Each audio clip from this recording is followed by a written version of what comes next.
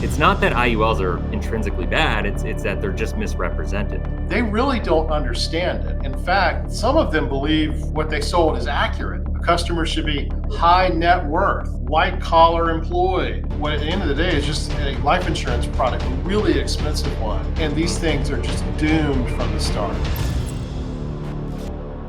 Hey, what's going on, cash flow hackers? It's Chris with Life 180. I am here with Robert Rikard. He is an IUL litigation attorney. We met online. I think I reached out to him. Actually, I found his site, and it was interesting because I've been looking for an IUL litigation attorney to help all of the clients that come to me, basically looking for help with their really bad IUL situations. In this video, we're going to get into a lot of different things regarding what's going on with MPI and the cease and desist, or I'll let Robert get into all the legal stuff behind it so I don't get into trouble. But before we get into that, Robert, if you could you give a little introduction of who you are, what your background is, what your experience is with the IUL stuff, and ultimately, I know you and I have talked a lot offline about our connection point on this and why we do what we do, but could you kind of share a little bit of your background and what your take is on the IUL space right now and why you do what you do? Yeah, sure. Thank you, Chris, for that nice introduction. So I'm a lawyer. I'm based in Columbia, South Carolina. We have an office in Columbia and Charleston, but I litigate cases all over the country. I've done that since 1997. I got my start in really sophisticated white-collar criminal litigation. And moved from that into a real prominent civil litigation firm where I led their mass tort practice, been lead counsel in class actions all over the country.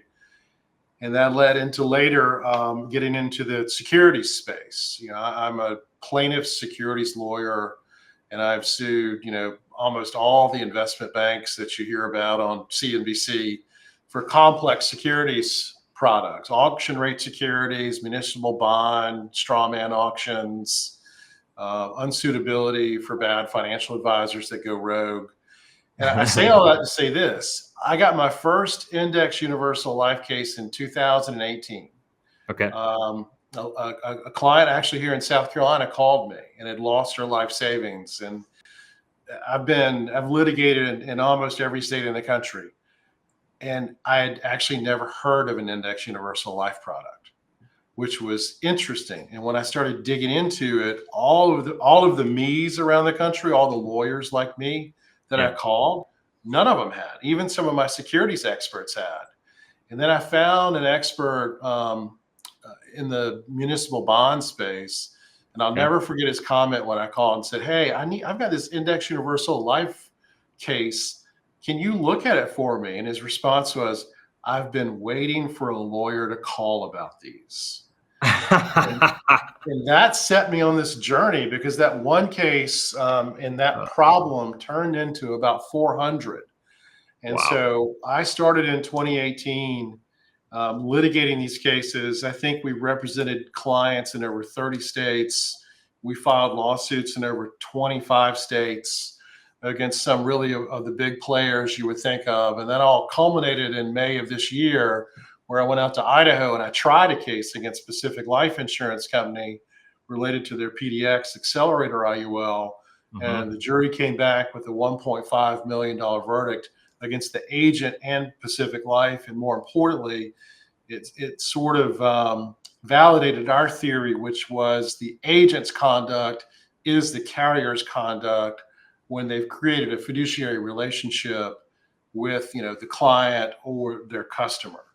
Now, after 6 years of IUL litigation, I think I've seen it all. I do the classic IUL sold as a tax-free retirement income, and then I do a lot of premium financed IULs for high net worth individuals who have, with the way things are right now, are way upside down quick. And every day brings some new horror story, quite frankly. Yeah, it's pretty crazy. One of the things that you just said that really makes me realize the problem is if the agent's conduct is the carrier conduct. A lot of people, a lot of agents come and they'll make comments on my channel because I do a lot of education on the dangers of IUL, because it's not that IULs are intrinsically bad. It's that they're just misrepresented, right? They're missold as these kind of one size fits all financial solution for tax-free income and retirement and alternative to a 401k or like a rich man Roth or, whatever, however they're positioned, there's all these different ways. In my estimation, I don't know if you can or are able or want to speak to this, but my estimation is like when I worked for one of the top IUL companies in the country and went around, and my job was to basically train and teach agents how to do this. And it's a carrier down problem. Like the way that the agents are selling and teaching comes because of the fact that the carriers are actually only half educating the agents on how these things work. And they don't, I really truly believe, this is just my opinion, but I truly believe that at the end of the day, the carriers don't really want the agents to know everything there is to know about them, because if they did, not as many agents would sell them. It would crush sales because people with integrity wouldn't be able to do it. Yeah, I think you've hit on the main point that I see over and over. And I've recently spoke to a couple of publications about this, and we run a website called the investorlosscenter.com. So anyone can go there and read about exactly what you just said. But I think this is a top-down problem. And let me explain what I mean by that for a little bit. In this litigation, I've taken so many depositions of insurance agents who've held themselves out as some sort of retirement specialist or retirement advisor. And when we really get into the weeds of the policy, and not even really the weeds, sort of the basics of how the IUL policy works, they really don't understand it. In fact, some of them believe what they sold is accurate, and then you show them the misrepresentations. Yeah. And what I've seen, the problem is exactly that. These carriers are saying, hey, these are just independent producers. They just have a license to sell our product with us. They have to educate themselves on the product. We've provided all these manuals and all these policies and procedures. And when I get into the litigation, one of the big things that I've noticed is the material given to the agent to sell the product typically has marked at the bottom, confidential for producer use only, not for use with the customer. I know. If my clients had seen some of these PowerPoints or these presentations, they would run away from these offices because they disclose, like, don't take your first policy loan until year 15. A customer should be high net worth, white collar employed, employed for another 15 years. And the sad thing that I see over and over is agents who are selling this sort of retirement strategy, tax-free income that only the wealthy know about. This is the secret. They're selling it to retirees and soon to be retirees. And they're encouraging them to liquidate their retirement accounts to fund what at the end of the day is just a life insurance product, a really expensive one. And these things are just doomed from the start.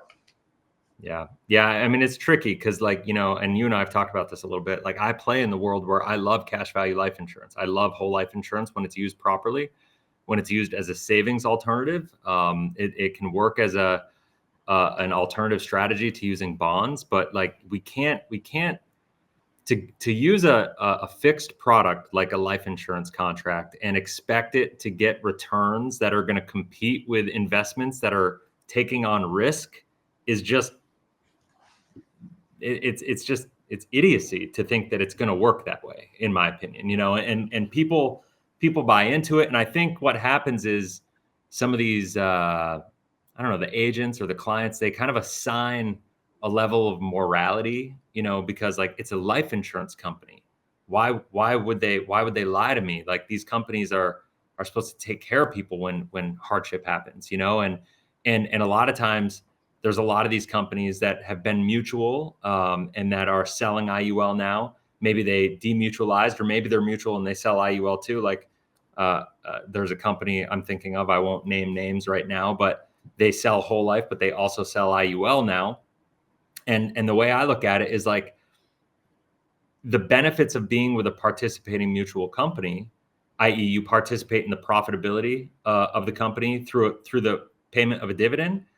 That's not a sexy conversation. It's not meant to be a sexy, like you're going to get great returns conversation. It's meant to be a financial foundational conversation to protect your life, to backstop your wealth, to help kind of complete the plan if something bad happens to you with life insurance. And also it can be there as an emergency fund and to be there if you need it in case of emergency, but you're never going to rely on a whole life contract for tax-free income and retirement to be like the one size fits all product. Anybody that's telling you you can run as far as you can and as fast as you can away from them, right? Like it doesn't work that way. It's got to be part of a bigger plan. And that's the problem with these IULs is they're like, you could just put all your money into this one contract and it illustrates beautifully, right? Like that's the problem. And I've got in my new book coming out, I talk about all the regulatory overhaul, regulation AG 49, 49A, 49B. And every time new regulation comes up, restricting the insurance companies are designed, hopefully, to restrict their ability to illustrate crazy numbers. It puts it into a situation where they just adjust really fast. I kind of equate it to the feds chasing Capone back in the day. Feds don't move as fast as the private companies, so they're not going to keep up as fast. So, I think it's all good. I'm so excited to have you on here, and for everybody watching this, I would say subscribe and hit the bell. That way you're notified, because Robert and I are going to put together a series of videos talking about the risks of IUL and talking about what he's seen, doing case reviews, doing all sorts of different things. So make sure to check that out. And I also, just before we get going on this review of the whatever the ruling was in Washington on the MPI stuff and Curtis Ray, I'll put Robert's link down in the description below too, because he's got a YouTube channel, really good stuff. I would suggest everybody go subscribe and watch his channel as well. So anything you want to say before we get into this? No, I think that's great. You hit on a couple of different points that we'll talk about, but I think the biggest one is, and the thing that I see that troubles me the most, in the securities world, if you meet with a chartered financial planner or just a regular financial advisor, they're going to talk about a diversified portfolio, right? Yeah. And think about it as a pie, and there's multiple slices to the pie. Mm-hmm. There's real estate, people own a home. There's cash.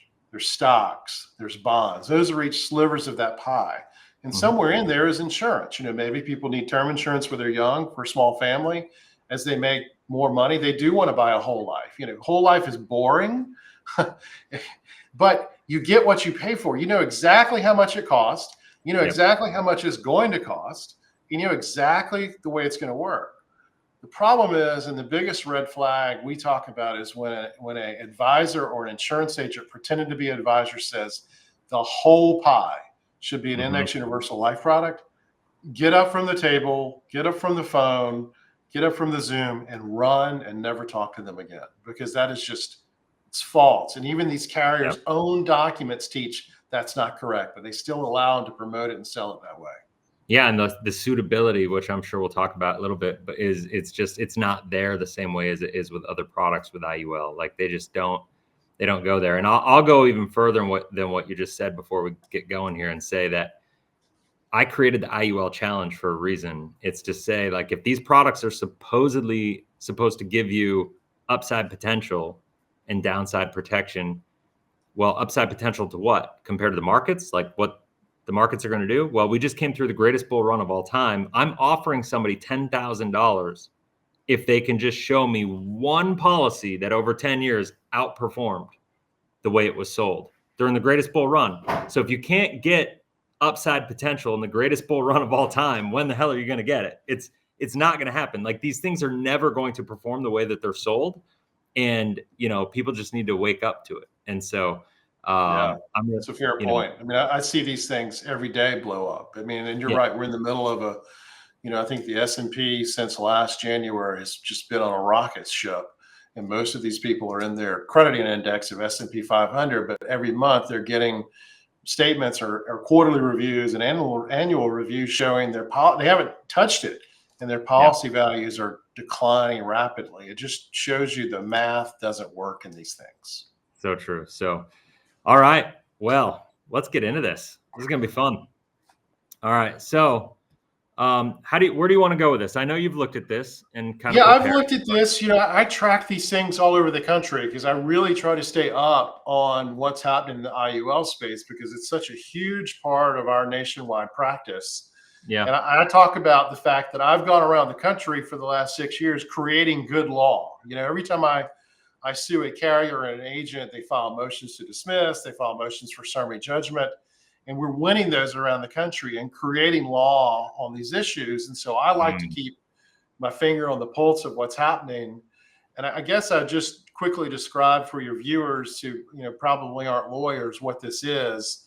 This is a regulator in the state of Washington. It's the Office of Insurance Commissioner, and this is a consent order. That means that the Office of the Insurance Commissioner reached out and knocked on the door of Mr. Ray and Suncor and MPI and said, hey, we have a complaint. And as they say in the order, we're acting pursuant to certain laws, and we believe you've violated insurance laws in the state of Washington. And that first paragraph tells us what this is. It's a consent order. That means after some back and forth, those parties and the Department of Insurance have entered into a consent order agreeing to certain facts and stipulations, and then in this case, what the fine is going to be. So that's what this document is. And it's also a cease and desist to stop doing certain things, at least in the state of Washington, because they're saying this violates our insurance rules and you're not going to do this anymore. Can I ask you a question to that? Yeah. So when a state like Washington, or any state, I guess for that matter, gives a cease and desist, we're not able. So like, I'm a content creator, Curtis Ray is a content creator, obviously. So when he creates a YouTube video or a TikTok video, he doesn't have the ability to segment where those videos are distributed or not if they're public. So those have to get taken down across the board if there's even the chance that they're going to get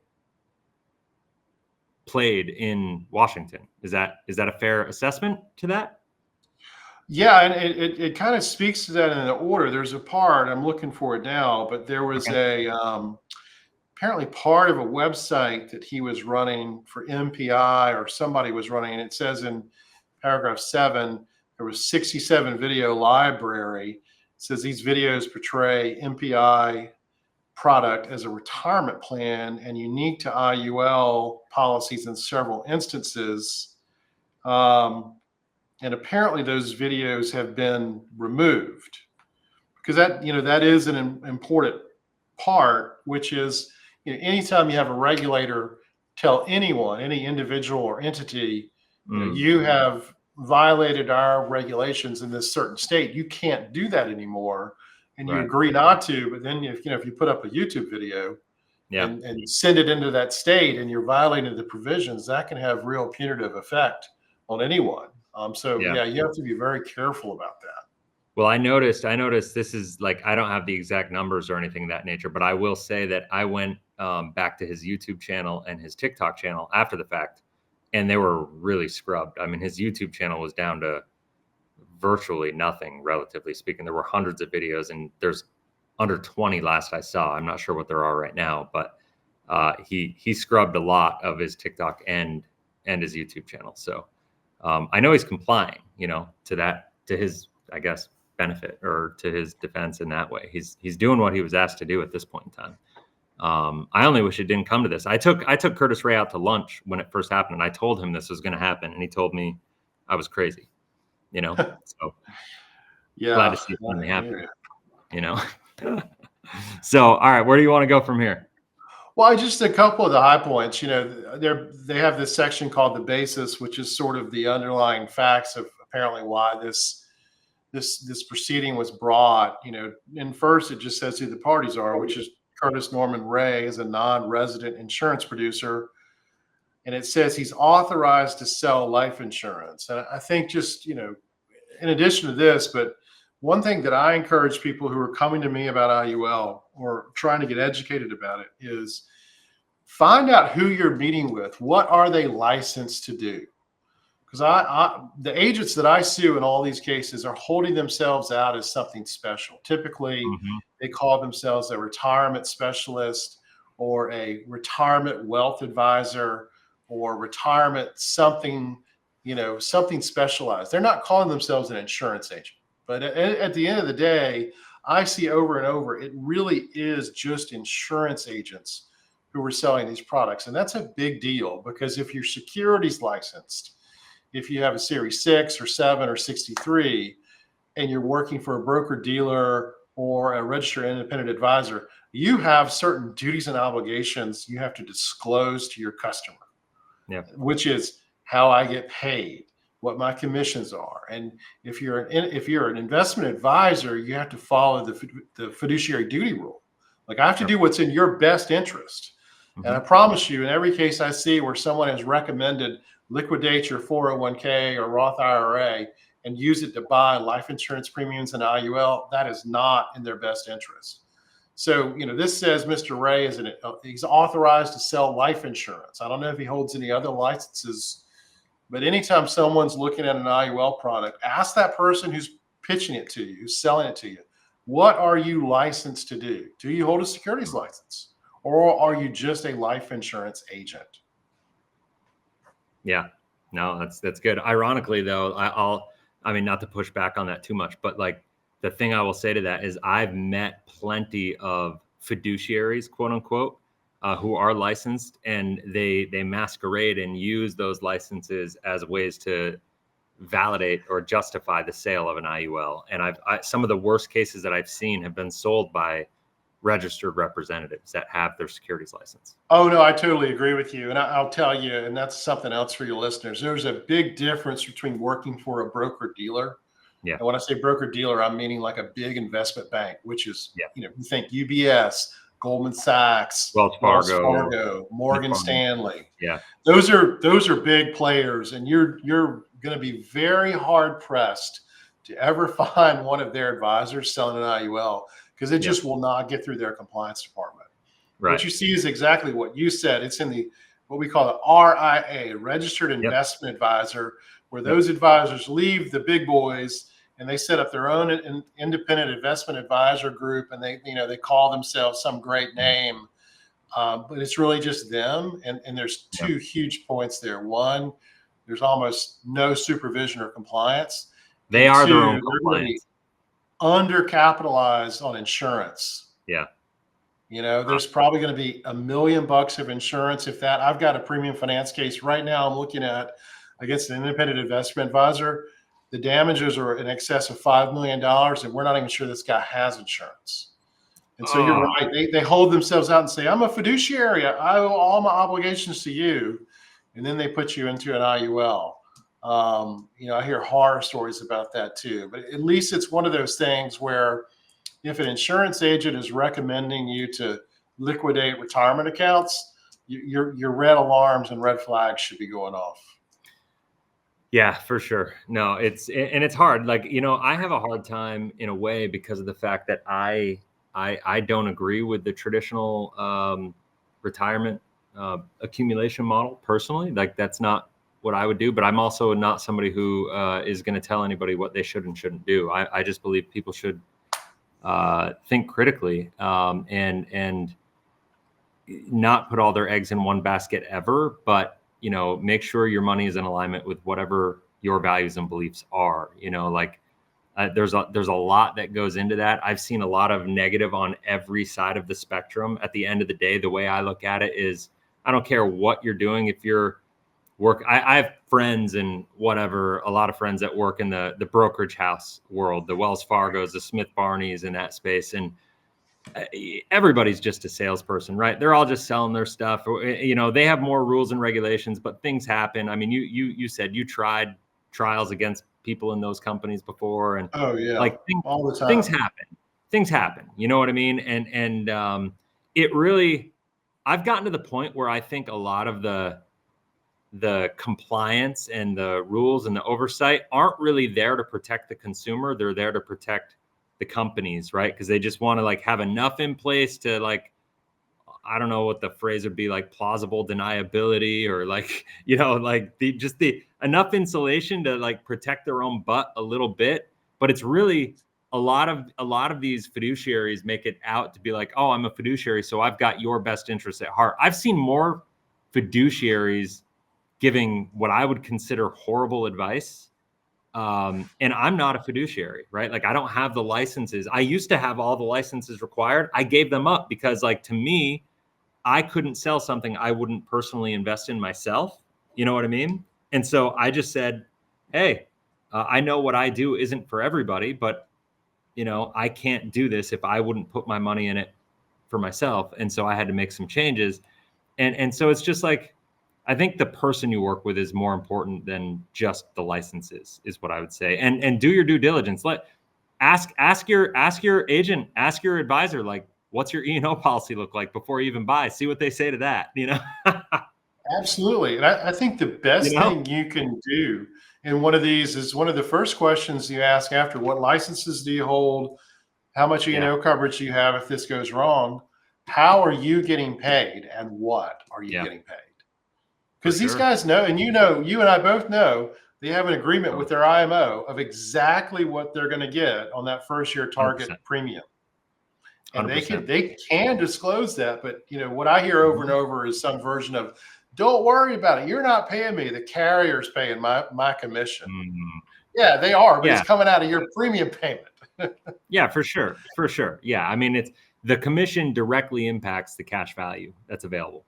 100%. And what I see over and over are agents around the country really getting that initial target premium up so they can get a good, healthy commission on that first year. And then in later years, when the customer complains about, wait a minute, this math looks weird, they go, oh, there's a quick solution.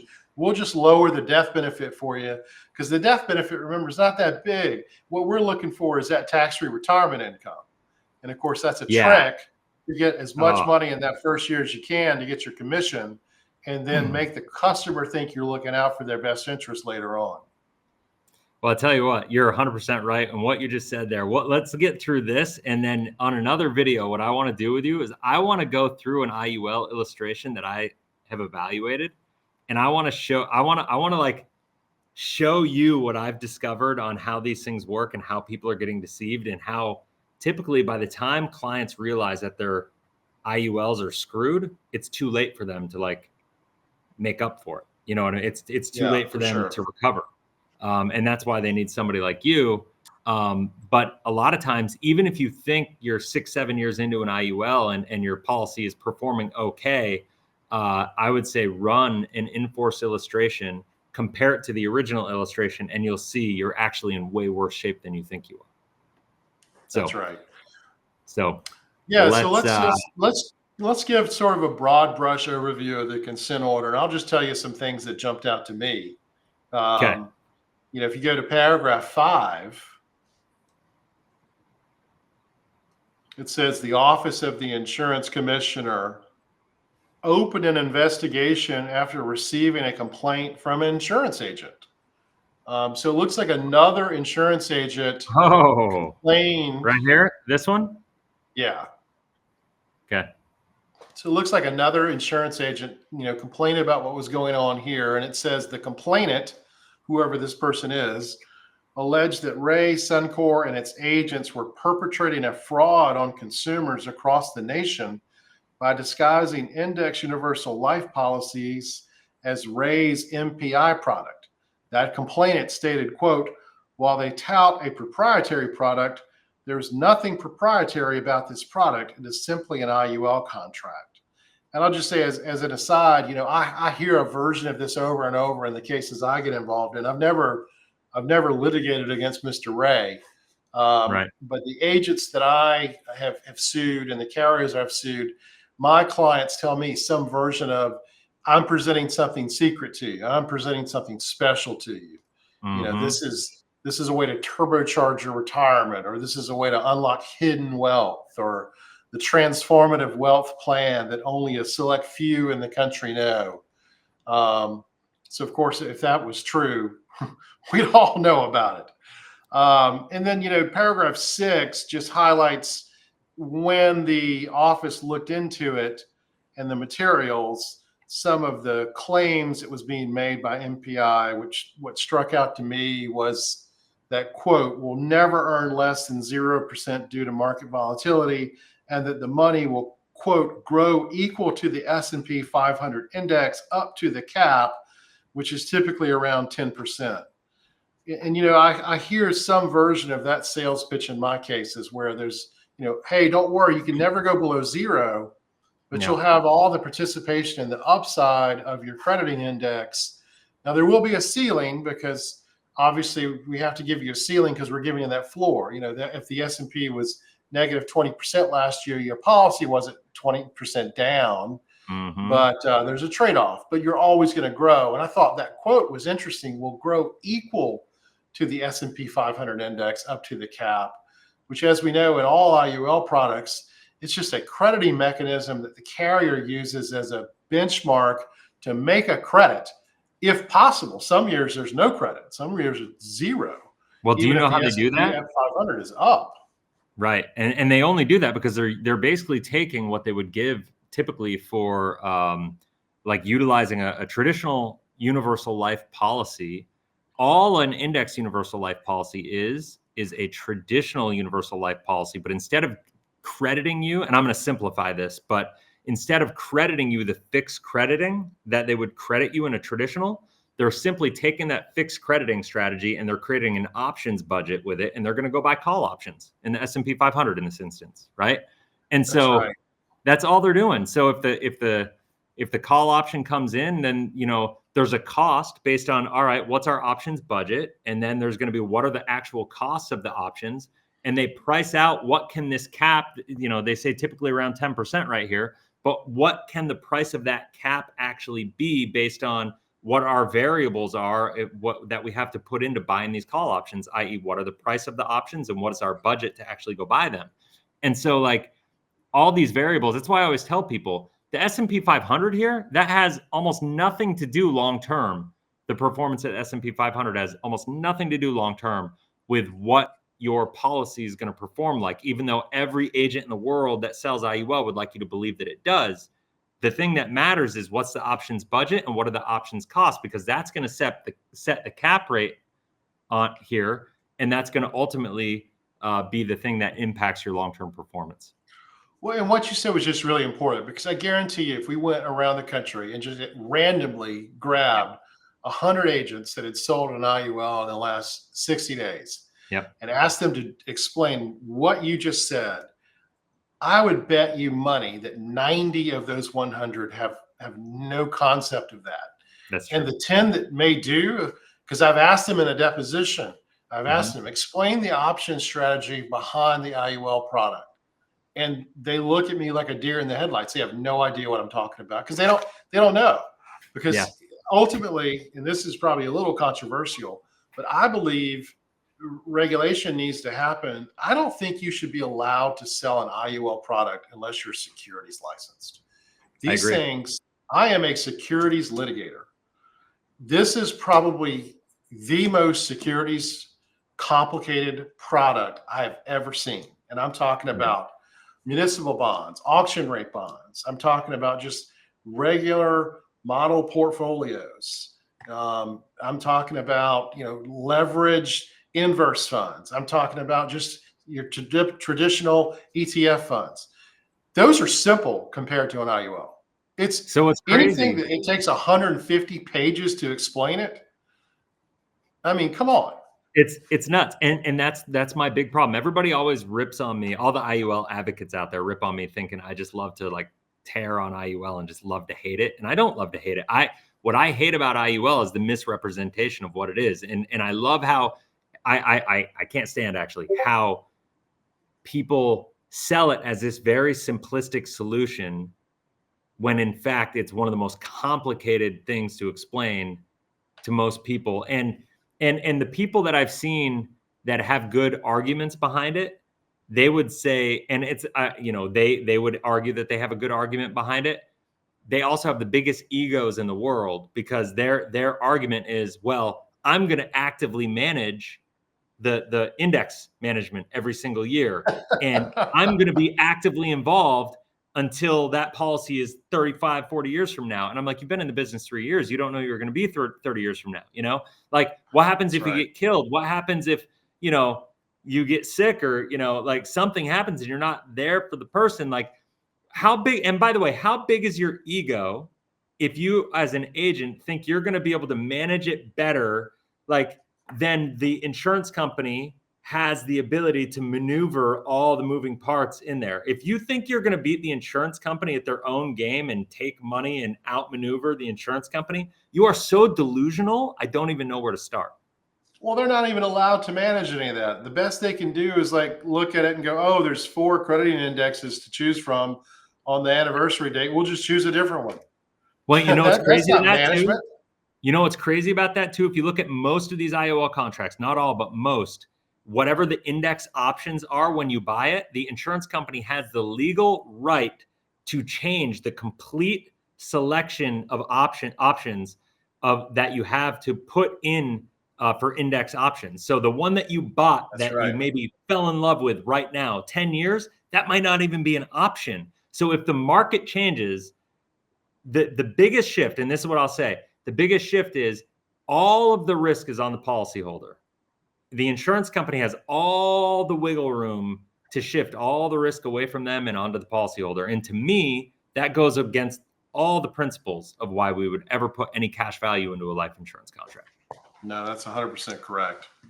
So, but let's, all right. We'll look at a couple of things that I don't want to, because we could talk about this for hours, but if you look at paragraph 7, I mean, generally, it looks like the Office of Insurance Commissioner looked at the MPI website, which it states contained 67 video library about MPI, and it's titled Compound Interest, the Retirement You Deserve.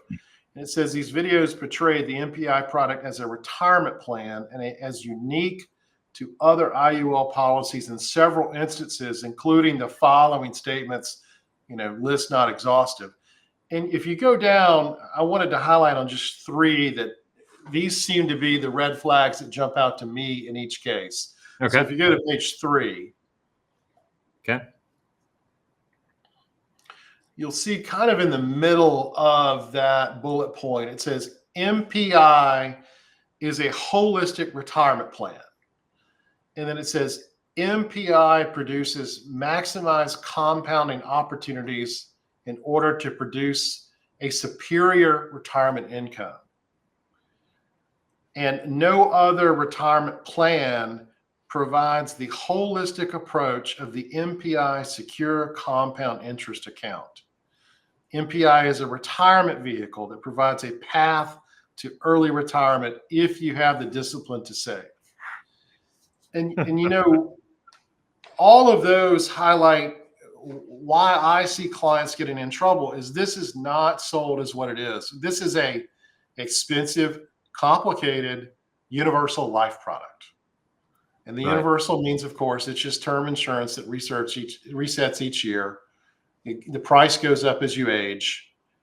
But these agents, and as here, the Office of Insurance Commissioner stated the focus of this was as being not only a retirement plan, but a holistic approach that no other retirement plan provides. Well, I would argue with that and say a well-diversified 401k or a well-diversified IRA or even a SEP would provide a much more holistic approach than a single vehicle, which is an IUL.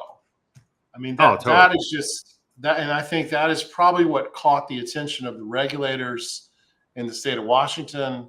And it's what I'm seeing around the country. Regulators are paying attention to. The problem is, though, you hit on it earlier in our discussion. Who has the most power in this relationship, Chris? It's the carriers. These carriers, these life insurance carriers, Pacific Life, Allianz, National Life, Mutual of Omaha, Life, in this case. Mutual of Omaha. They make billions of dollars with a B selling these products. They have more lobbyists. They have more lawyers than, your mother and father who were looking for a way to maximize their retirement years.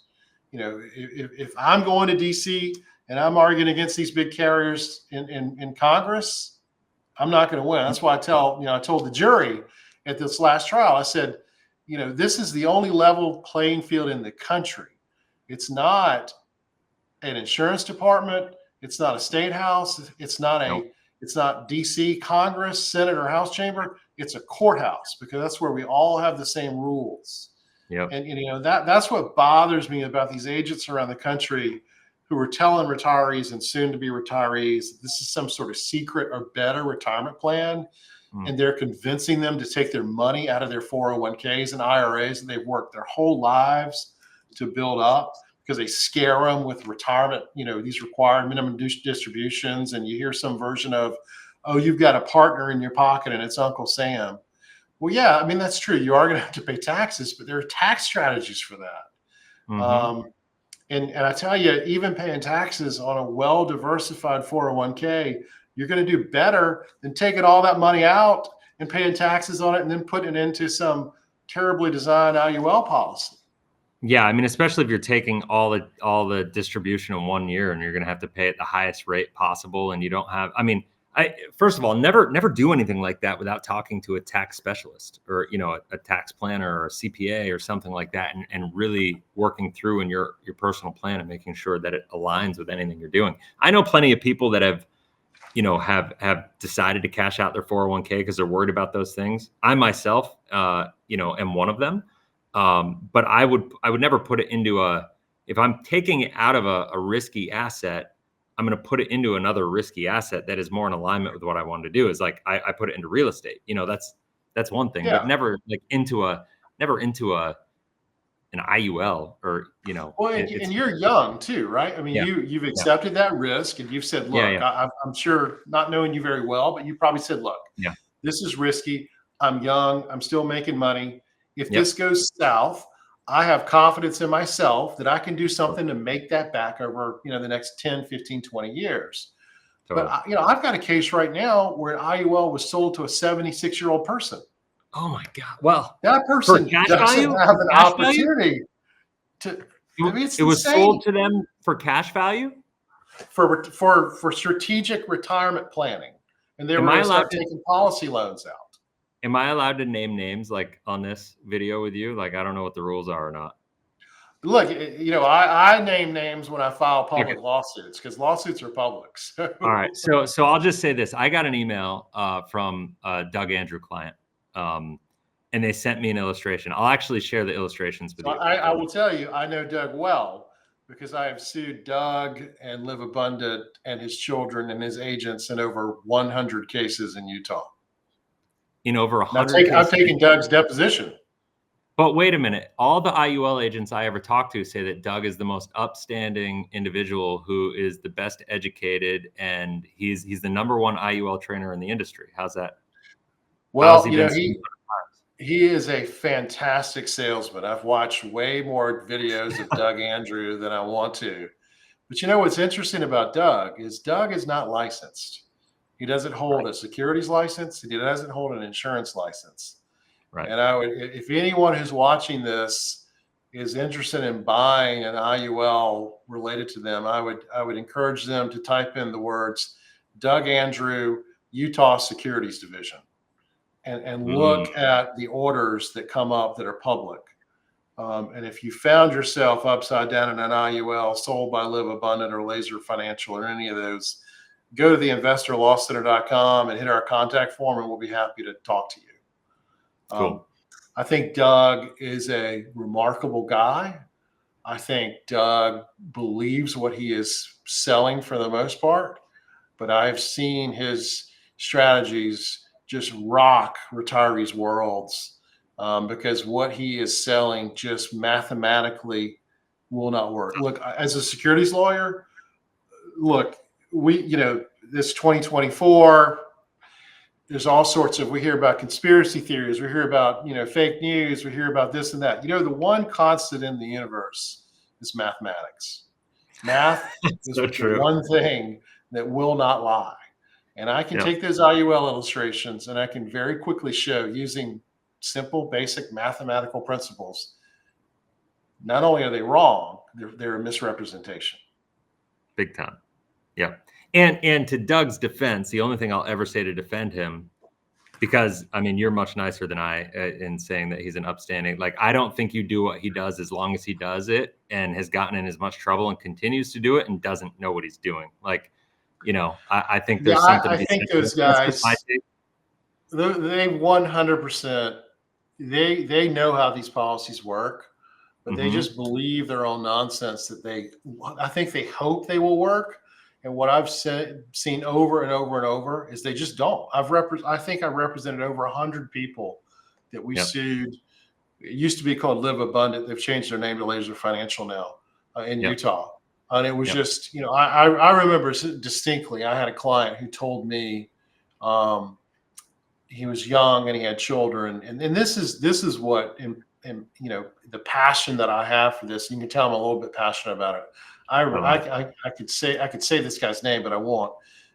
Sitting with him in Salt Lake and him having to tell me that what Live Abundant did to him and his retirement savings, he had to rely on the benevolence of his family and his church to be able to buy groceries for his children.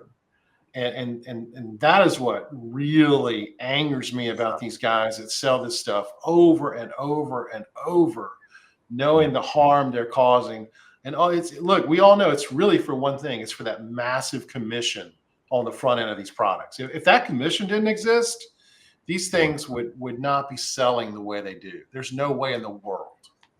That is the truth. And for people who don't understand what he just said, IUL commissions, I firmly believe the reason IUL has far superseded whole life as far as volume of sales at this point in time is that the commissions are almost 50% higher at the top level than most whole life contracts. And so there's just a lot more commission to go around, the way that they're structured and the way that they illustrate. It's just a massively manipulative kind of setup. So, we'll have to do another video on Doug on that, because that'll be, a whole different thing. But I'd love to do that with you. But I would suggest everybody to go and Google search. What is that?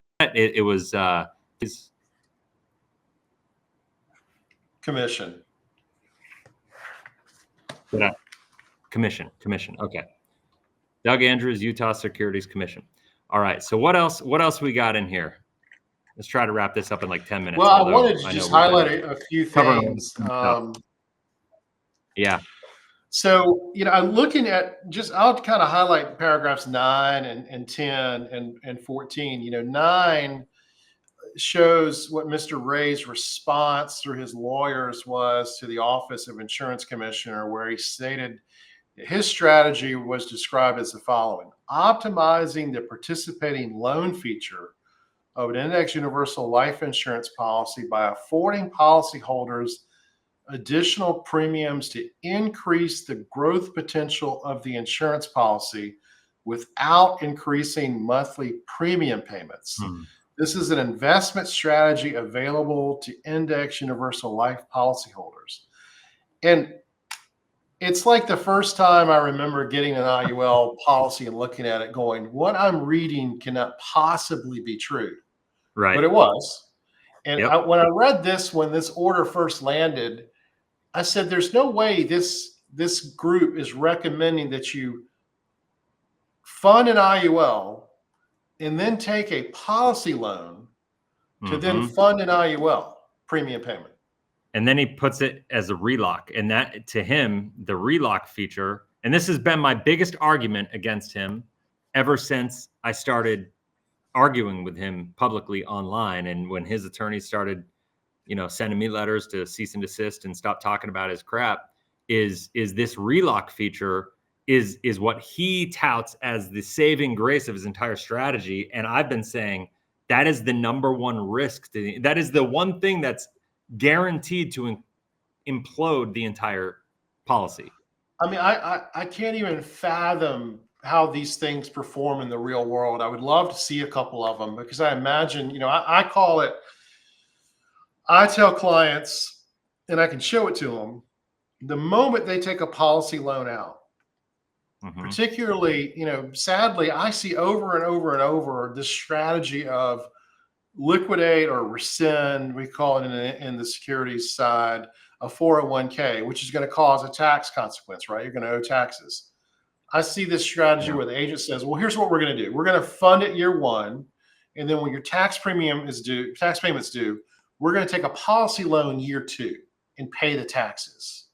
Well, what happens is, and I say essentially the policy then begins cannibalizing itself. When you take that first policy loan in year 2 or year 3, your cash value is so small because year 1 is when all your fees and expenses came out to pay the agent, to pay the IMO, to pay the carrier for their high fees. I'd encourage everybody to pull out their first annual statement. Somewhere in a footnote, you got to get out your magnifying glass. It will show you what the cost of insurance was. And I just looked at one just to give an example. The first year premium payment was $125,000.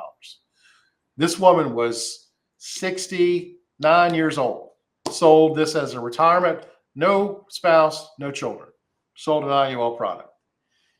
Out of that $125,000 premium, $11,000 was cost of insurance.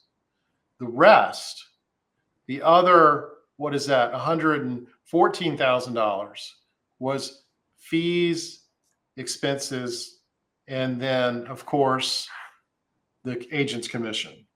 And then so I would probably encourage you to charges in there. Oh yeah, all sorts of things in there. So pull out your annual statements and find that footnote somewhere, and your eyes will pop out of your head when you see how expensive this thing is. Yeah. But that is the problem we see over and over and over. Is I've typically seen it as take a policy loan to pay taxes after we've hammered your IRA or 401k you spent so long saving. In this case, I've never seen someone recommend take a policy loan to buy more insurance. And what I don't know is, were they buying another IUL product? And if that's the case, what's happening there? More commissions. Totally. That's 100% what's happening. Like they're loading it into another. They don't even. So there's a couple problems to this strategy. If it's a really holistic strategy, first of all, there's a couple things you got to think about with this RELOC feature. If let's say Robert, that you were to buy the policy, and then as per the strategy of the RELOC, year 3, whatever the premium you were paying, let's call it $10,000. By year 3, you'd have enough value in the policy after surrender charges that you could take a $10,000 policy loan, and you'd continue funding the $10,000 that you were funding per year. But now you're taking a $10,000 policy loan, doing another policy. So your cash flow out of your personal pocket is only $10,000 a year, but now it's a $20,000 a year premium because you're now taking $10,000 loans every year from your policy to pay that other premium. And on illustrations, it works because there's always 50 basis points of arbitrage. This is the problem with illustration regulation, right? So it looks really good, but in actuality, it's going to blow up. But this is why the RELOC feature is the biggest problem. He touts it as this, this saving grace to retirement, but it's what is going to cause the problems. If you do that, in my world, that's called hyperfunding. When you borrow against the policy to pay more premiums, insurance companies don't let that happen. Like this is a situation where, to me, as bad as I think Curtis Ray is, because I personally think he knows what he's doing, and I personally think you don't sell this many policies and without seeing the results. Either he's completely negligent and not paying attention and should be in trouble for that, or he knows exactly what he's doing and he should be in trouble for that, right? It's one or the other to me. And that's just my opinion. I don't know how that all stands legally. I'll let you handle that part. But the thing is, though, in the past, that no carrier would ever allow that. So as bad as I think he is, I think Mutual of Omaha is even worse because they know what he's doing. They have full transparency into what he's doing. They've supported him. They've given him support staff. They are 100% aware of what he's doing. And to me, they should know better. And that's where the buck should fall. Well, I tell you, I was, and those are the kind of cases I bring when I sue the carrier. When an agent creates that fiduciary duty relationship, whatever that agent does, good or bad, in the furtherance of the sale of that carrier's IUL product, that lands at the feet of the IUL carrier. And I had not come across one of these before where agents were recommending that you take policy loans to buy additional IUL products. And that's just struck me as problematic in two ways. One, that means policy one, where you're taking the policy loans, you're making it cannibalize itself. Eventually you're going to get a lapse notice and you're going to have to pay more premium. Because, what I see sadly in my cases, it's Mm. usually a 5-pay or a 7-pay. And the reason for that is a lot of internal carrier documents that show 5-pay or 7-pay or even 10-pay illustrates well. Mhm. But the problem is I see agents over and over and over represent to customers and clients that is at that point fully funded, meaning you'll Mhm. never have to put in another premium payment. Because again, it goes back to these guys meet with, in my cases, they meet with you. They say, all right, Chris, let's look at your 401k. You got Yep. $350,000 in there. All right, we're going to deploy over 5 years, $350,000 into this IUL product, and then you're fully funded. It's Right. amazing to me that it's fully funded based on how much money they have available to deploy. Right. That's not fully funded. That's just designing a No, plan to depart your money from you into an IUL product so they can get a big commission. not And only that, I I think, hate to keep going. Sorry. no, I was just going to say, and it's sort of the same thing here, because if you're recommending that, I imagine if any of these folks called the carrier and said, run me an in-force illustration, probably, I'm just guessing based on the hundreds and hundreds and hundreds I've reviewed, in year 6 or 7, your guaranteed value is going to be 0, is my Mm. guess, without Mm. putting more premium payments into it. But then you got on the flip side, this strategy. You know what? I highlighted. It said the RELOC strategy is available and exclusive to optimize the benefit. Well, that statement is true. If that's what they're doing, it sounds like they are optimizing the benefit to the IMO, to the carrier, and to the sales agent, who are making a lot of money by selling an additional IUL product. And to me, that is what is most problematic about this whole thing. It's just unbelievable. Yep. 100%. And that is the biggest problem that people don't realize with IUL, is that there's this thing called vanishing premiums. And the premiums, just because you don't see them on the illustration, doesn't mean they're not happening on the back end. You can never pay up an IUL. And that's the biggest thing with No. these MPI policies, with the policies Doug Andrews sells, the 5-pays, the 5-pays that are funded at guideline level premium, all these people that want to talk about it. There is so much risk involved with these because of the fact that they can never be paid up. And that's the fundamental difference. And I hate to always, go back and make it a whole life versus IUL thing, but like whole life, I could say, hey, when do you want this policy to be paid up? At age 65, in 10 years, in 15, in 20? Like, there's flexible chassis that price in the fact that rather than paying to age 121 at mortality, you can pay it up at age 95, at 65, at 70, at 10-year mark or whatever, and it's fully paid up and priced accordingly for everything. And at the time it's paid up, there's no more admin charges, no more insurance charges or anything. You can never ever do that in an IUL. No, because the wordplay that they say though is they're going to shrink the corridor, right? So there's a corridor that can be shrunk. There's a corridor that can be shrunk, and therefore the amount of insurance that you're paying for is going to be so small that it's going to be negligible. And I'll say this: in a perfect world, could you do that to reduce risk? Sure, you could. But you're assuming that you're going to do that perfectly 30 years from now, and you're going to even remember or understand exactly what you did, or that your person's going to be there. A. B, people that are buying these when they're 55, 60 years old, you're talking about having policies that have 10 and 15 year surrender periods. So the idea that you're even going to have the cash or the growth or whatever to be able to do that is just asinine, and it's like, well, the first thing I do, most of my clients come to me, obviously when they get a lapse notice, because they're confused, because they believe it's right. fully funded. I mean, Mhm. if I represent 100 people, 90 of them have come to me when they get the lapse notice. But occasionally, they'll call their buddy or their cousin or because agents usually, we call it affinity fraud, where they make friends with a group of people and they sell it to everybody.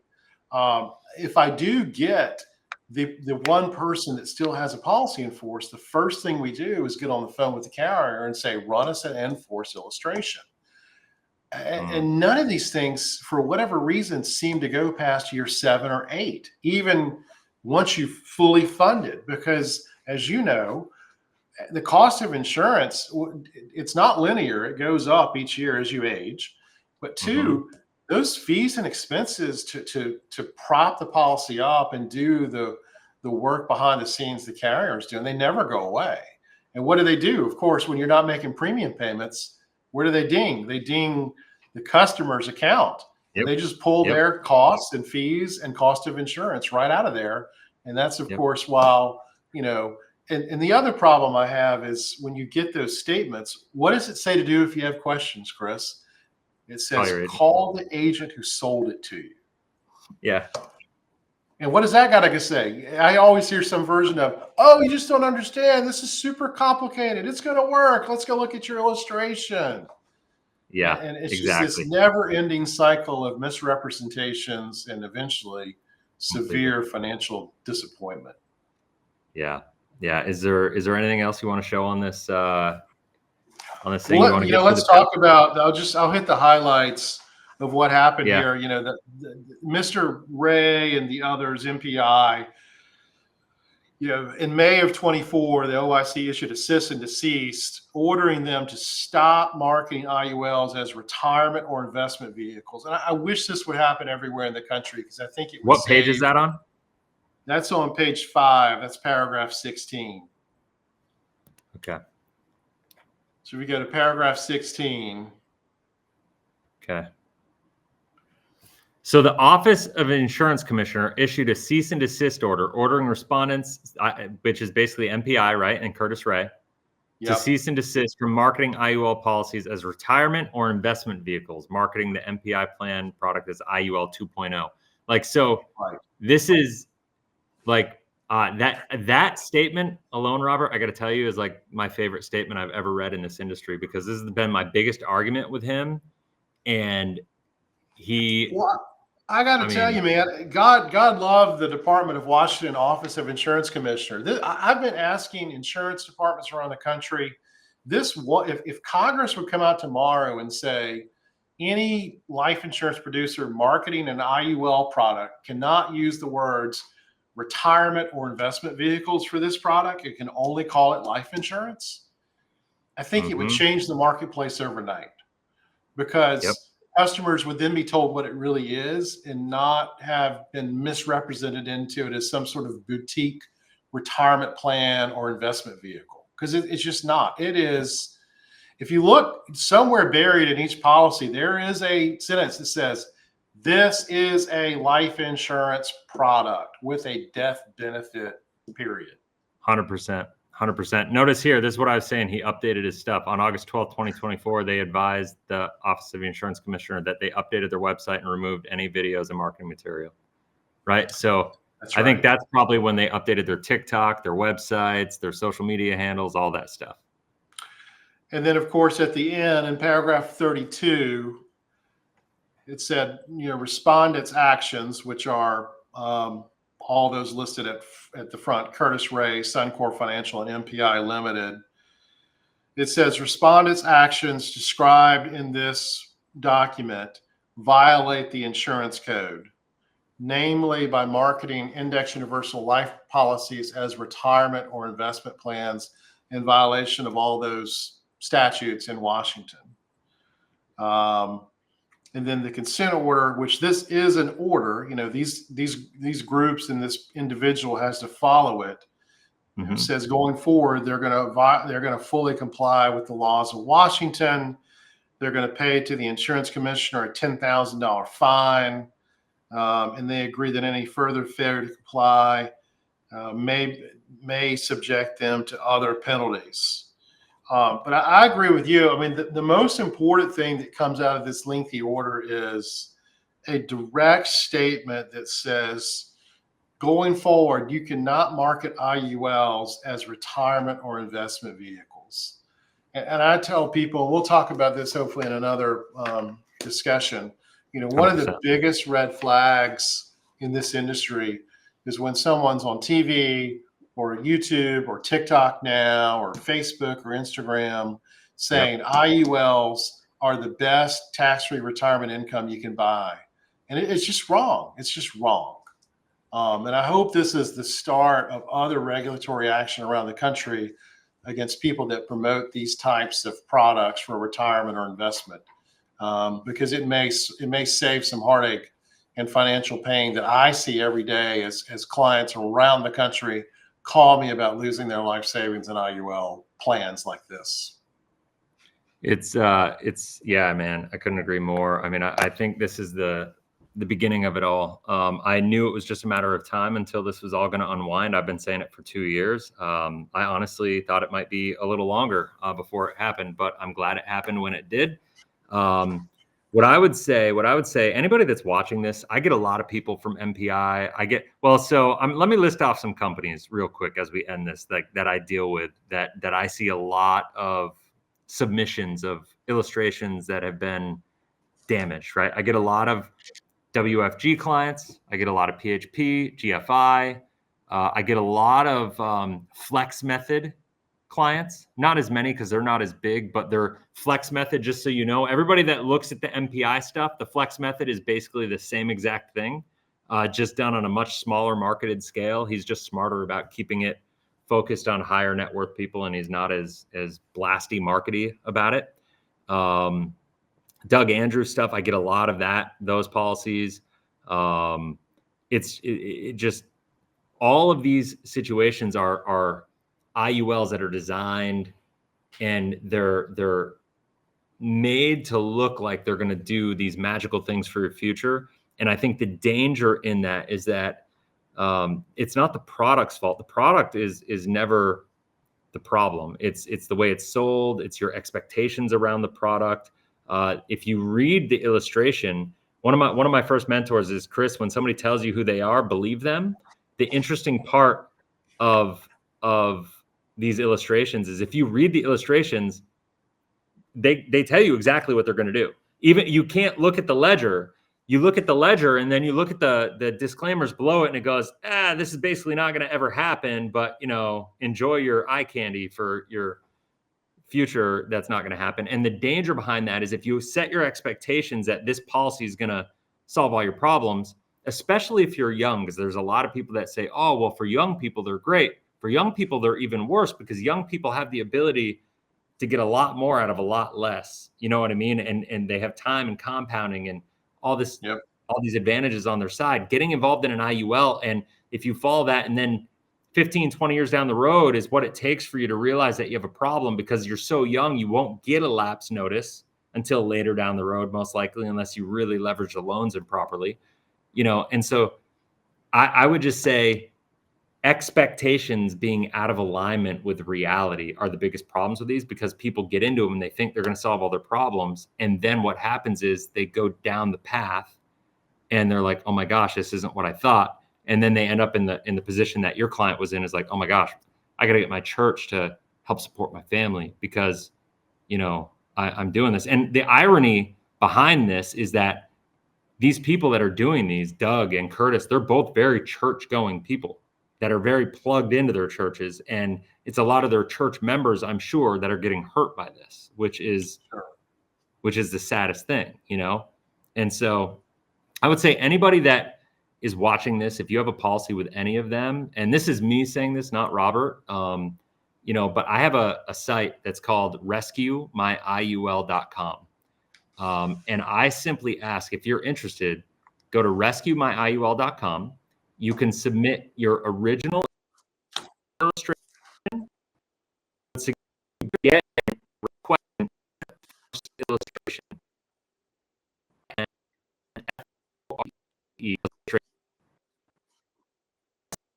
illustration from the carrier is it will give you the current projection moving forward. We can compare that to the original. We can get you a projection of what it all looks like, and we can come up with a plan on the best way to unwind it. Now, the best thing I could say to you is it's not likely that you're going to get out of it without a little bit of pain. But I'm a big believer in stop throwing good money after bad. You made the decision. If it makes sense at that point in time, obviously we'll connect you with Robert and his team, and we can figure out anything if it makes sense to have you go that route. But it's kind of two different conversations. My focus is obviously the same as his in wanting to help you, but we want to try to unwind these and protect you from losing all future money going forward. And of course, we won't do anything to mess up any of the legal ramifications if there's any potential there. So I'll connect you with Robert's team, and they can navigate from there if that makes sense. How's that sound? Sounds great. Awesome. Anything else you want to add before ending this up? That's it. I hope we've helped some people maybe salvage, like you said, if you're in it and you need to get out of it. Sometimes it's painful, but it's a lot less painful doing it now than it is 3 or 4 years from now when your investment has gone down to zero. And hopefully we've stopped a few folks from maybe buying into an IUL as an investment or a retirement plan that it really is not. And hopefully they'll ask some questions and learn some red flags to look for and not experience that pain that so many others have. So thanks for having me, Chris. No, thanks for being here. I'm excited to do this series. So guys, if you haven't already, make sure you subscribe and hit the bell that we are notified when our series comes out. I know it's going to be wildly beneficial for not just clients, but agents in this industry. I'm really passionate about educating agents because I think that's the biggest ripple effect and impact that we have in this industry. The ability to impact the industry is helping the agents understand so they can actually communicate to the clients and have that kind of wave go across the industry that I think is necessary at this point in time. And I'm also, I really encourage everybody, go down below in the description. I'm going to put a link to Robert's YouTube channel. Go check it out, subscribe, connect with him there. You can reach out to them directly. What was your website if they want to reach out to you directly? So the one where we have IUL focused is investorlosscenter.com, investorlosscenter.com. Okay, that's awesome. All right, man. Well, we'll do this again soon. It was exciting. It was awesome having you, man. And we'll talk soon. Thanks, Chris. Have a great day. Thanks, man. You too.